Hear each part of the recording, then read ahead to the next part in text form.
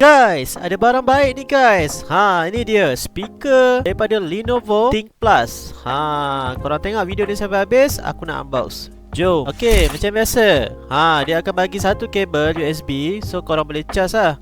Alright. And then ini aku unbox ni, aku buka ni. Tengok guys, design dia sangat-sangat sleek and eksklusif guys.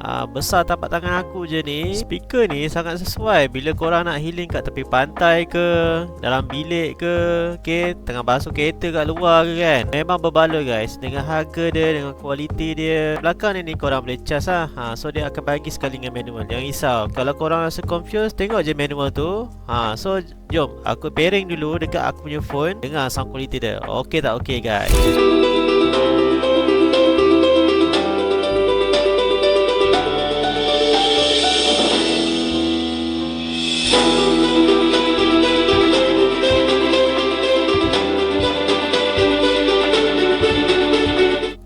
Korang berminat dengan speaker ni?